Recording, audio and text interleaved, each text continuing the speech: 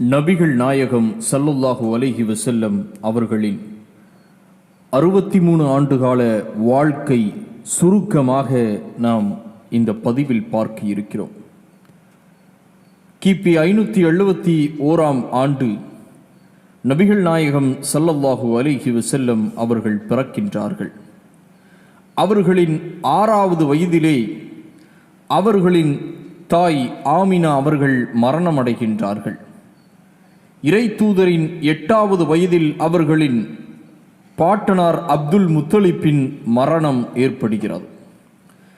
12வது வயதில் முதலாக சிரியா நாட்டிற்கு வியாபார நோக்கத்திற்காக நபிகள் நாயகம் ஸல்லல்லாஹு அலைஹி வஸல்லம் அவர்கள் செல்கின்றார்கள்.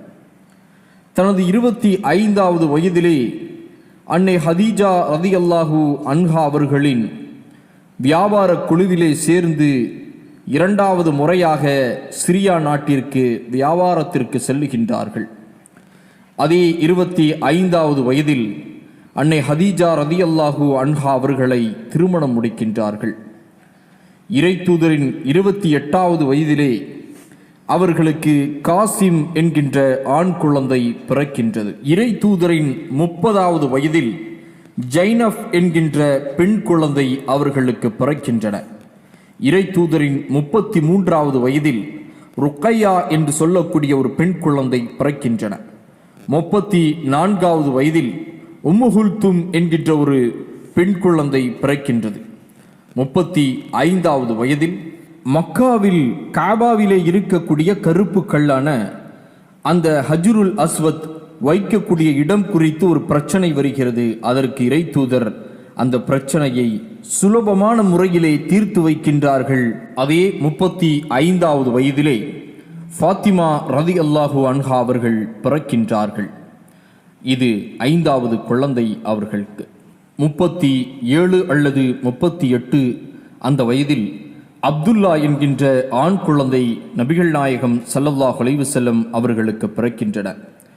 தனது 40வது வயதில் இறைவன் முஹம்மது நபி ஸல்லல்லாஹு அலைஹி வஸல்லம் அவர்களை தன் தூதராக ஏற்றுக்கொண்ட நிகழ்வு அவர்களின் 40வது வயதிலே நடைபெறுகின்றன. 40வது வயதான அதே ஆண்டில் அவர்களுக்கு இறைவன் புறத்தில் இருந்து திருமறை குர்ஆன் சிறிது சிறிதாக இறங்கக்கூடிய நிகழ்வும் துவங்குகின்றன. 40 வயதிலிருந்து 43 வயது வரைக்கும் சுமார் 3 ஆண்டு காலம் மறைமுகமாக இவர்கள் அழைப்பு பணியை மேற்கொண்டார்கள். தனது 43வது வயதிலே இறைவன் புறத்தில் இருந்து அழைப்பு பணியை பகிரங்கமாக நீங்கள் அழையுங்கள் என்று இறைவன் புறத்தில் இருந்து வந்தது.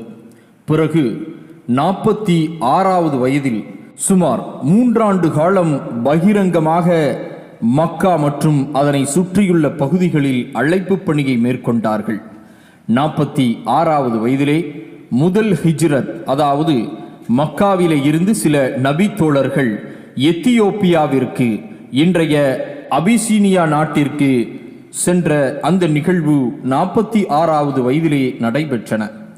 தனது 49வது வயதில் குறைஷிகளான அன்றைய மக்கா தலைவர்களால் மிகவும் துன்பத்திற்கு ஆளாகின்றார்கள். அதே ஆண்டு தன் அன்பு மனைவி ஹதீஜா ரலியல்லாஹு அன்ஹா அவர்களின் இறப்பு. அதே 49வது வயதில் இவர்களை வளர்த்தெடுத்த சிறிய தந்தை அபுதாலிப்பின்